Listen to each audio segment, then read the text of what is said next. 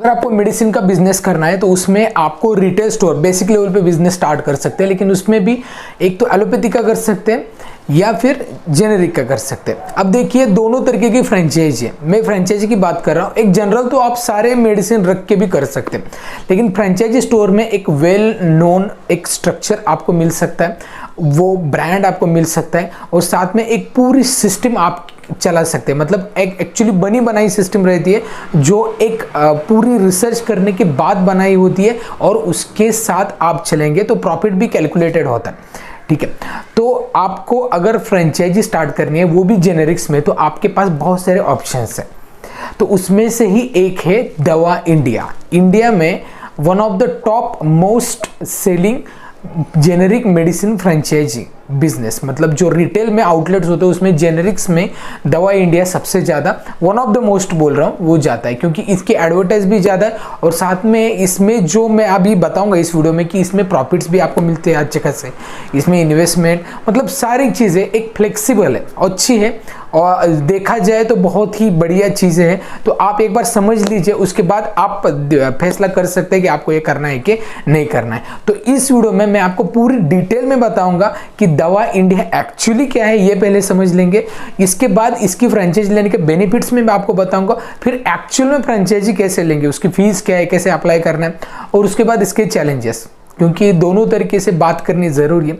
जितनी आपको मतलब ज़रूरत है समझने की प्रिलिमिनरी लेवल पे, तो ये वीडियो आपको पूरी तरीके से मदद करेगा। बाकी आप डायरेक्टली दवा इंडिया से कांटेक्ट कर सकते हैं ये वीडियो देखने के बाद, और आप खुद फैसला ले सकते हैं। तो आई होप ये पूरा वीडियो आप देखेंगे और समझ लेंगे कि क्या है दवा इंडिया और उसकी फ्रेंचाइजी बिजनेस मॉडल। नमस्ते दोस्तों, मैं आपका दोस्त अमित, आप सबका मेरे YouTube channel things by Amit में हार्दिक स्वागत।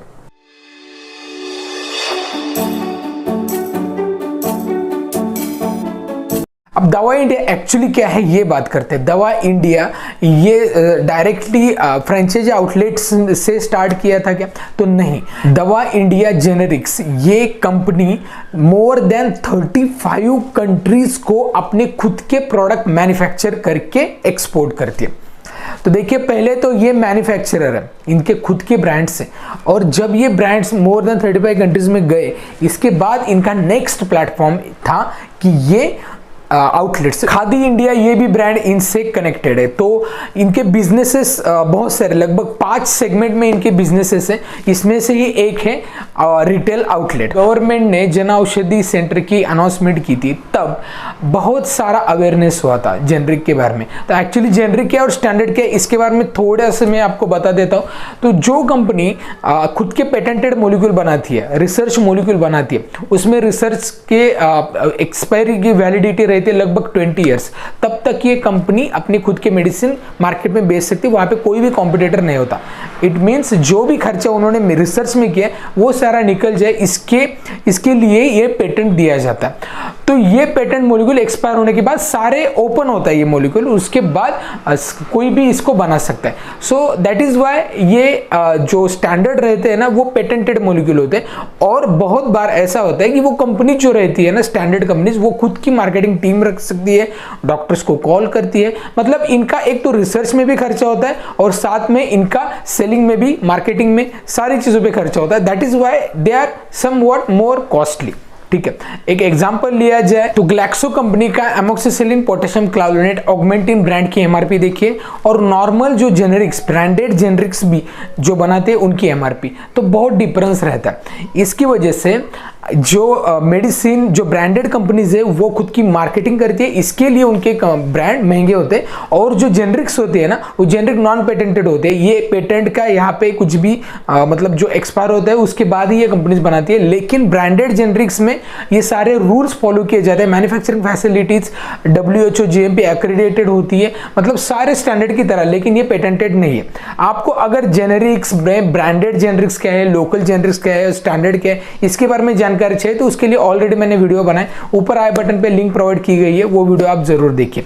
तो ये जेनेरिक्स और ब्रांडेड के बारे में बताया। तो इसमें जेनेरिक्स में होता है ये कि जेनेरिक्स में आपको ज्यादा मार्जिन भी मिलता है रिटेल लेवल पे। एक्सक्लूसिव अगर आप जेनेरिक का ही स्टार्ट करेंगे ना, तो जेनेरिक्स में जितनी डिमांड है वो सारी आप कैप्चर कर सकते हैं। ठीक है। तो इसमें से ही दवा इंडिया जो फ्रेंचाइजी बिजनेस मॉडल है, इन्होंने बहुत ही बढ़िया तरीके से ये बिजनेस बिल्डअप किया है। तो दवा इंडिया का अगर आप फ्रेंचाइज लेना चाहते हैं तो उसमें बिजनेस में बेनिफिट्स जो है ना, तो वही है कि ये फ्रेंचाइज बिजनेस मॉडल के सारे सिस्टम आपको मिल जाएंगे और आपका सेल फ्रॉम डे वन हो जाएगा, बिकॉज दवा इंडिया एक ब्रांड है। और साथ में अगर दवा इंडिया फ्रेंचाइज लेते हैं तो सारे ऑनलाइन प्लेटफॉर्म्स के आपका प्रेजेंस दिखाएगा। उसके बाद दवा इंडिया है ना, वो इन हाउस इनकी प्रोडक्शन फैसिलिटीज है WHO GMP accredited, branded generics है, क्वालिटी में कोई भी प्रॉब्लम नहीं है। और साथ में जो जेनरिक्स में जो जेनरिक्स हो या स्टैंडर्ड हो, डिस्काउंट स्ट्रेटेजी सारी जगह पे चलती है। यहाँ पे बिल्कुल भी फाइट नहीं करनी डिस्काउंट की वजह से, क्योंकि यहाँ पे ऑलरेडी कम डिस्काउंट में ही मेडिसिन मिलती है। जो MRP है ना, वही ऑलरेडी कम होती है। तो उसके बारे में क्या है वो मैं आगे बताऊंगा आपको, लेकिन इसका बेनिफिट आपको ही मिलेगा। तो इसके लिए आपको एक तो ब्रांडेड भी जो ब्रांड है दवा इंडिया, उसका आप नाम यूज कर रहे हैं तो इसकी जो भी रॉयल्टी है वो आपको डेफिनेटली मिलेगी। और साथ में इनिशियल लेवल पे कंपनीज आपको कमीशन या मार्जिन भी थोड़ा ज्यादा देती है। अब वो क्या है इसके बारे में भी जानते हैं।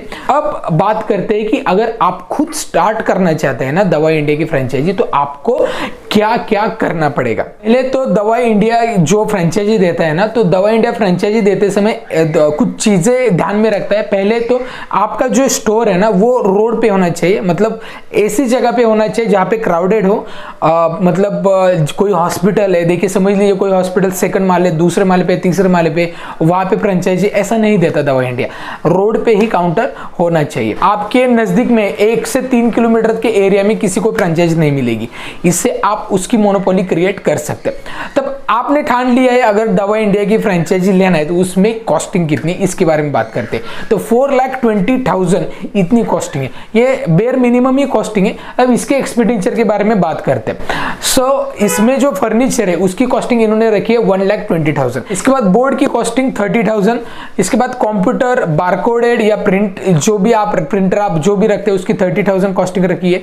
रेफ्रिजरेटर की 11,000 कॉस्टिंग ये कैलकुलेट करते हैं। सॉफ्टवेयर जो आपको देते हैं उसकी फीस है 14,000। उसके बाद ये फ्रेंचाइजी फीस है 60,180 रुपए ये। और अब इनिशियल स्टॉक जो है ना वो 1,50,000। तो ऐसा कुल मिला के 4,20,000 रुपए इनकी फ्रेंचाइजी फीस होती है। इसका मार्जिन क्या है इसके बारे में बात करते हैं। एक एग्जांपल देता हूं मेडिसिन का, इससे आपको थोड़ी आइडिया आ जाएगी। देखिए पैन डी लीजिए, पैन डी जो मेडिसिन है, पेंटोप्राजोल डोम्पेरिडोन, ठीक है, अल्केम कंपनी बनाती है, 108 रुपए कुछ MRP चल रही है अभी, ठीक है।